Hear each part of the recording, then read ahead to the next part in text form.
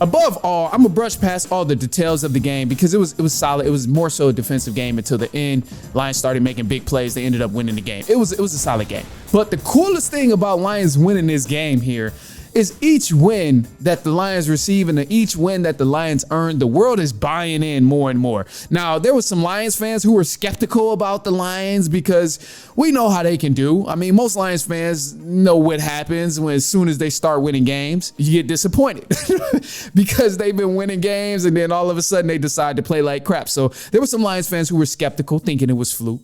There was NFL fans who were thinking it was fluke because this just doesn't happen to a team that went 0-16. This doesn't happen to a team who's been terrible the past 30 years in the NFL. So a lot of guys and a lot of people who keep up with the NFL, a lot of people who watch the NFL were very, very skeptical about the Detroit Lions winning these games. But the more they win and the more they play on national television, the more people are realizing that these guys are cut from a different cloth and they're actually a good team.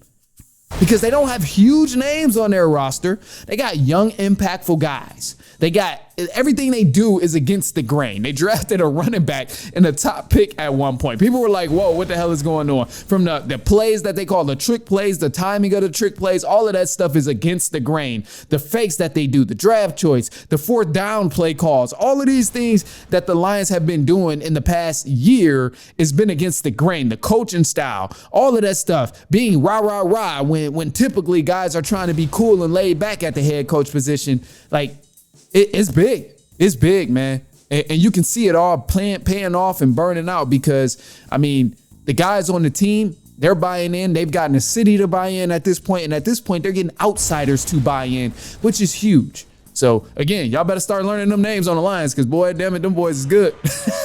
They're good. And I'm going to leave you with this, too. Before we go to this side note, I'm going to leave you with this, and I'll touch more so on the 49ers and the Lions a different time. We'll get to that later on in the week. But for the past 30 years, here's just what's been going on with the Lions organization, just in case you were unaware, because, I mean, nobody pays attention to a bad team.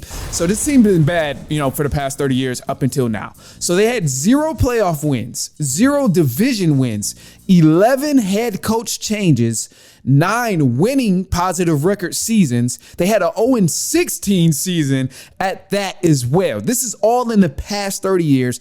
So now leading up to this moment of them playing in a conference game, they have the most wins they've ever had in 32 years, and they can potentially reach the Super Bowl. The Lions are the only NFC team to never reach a Super Bowl. Crazy. Absolutely crazy. So I'm happy for them. I'm expecting a great NFC Championship game.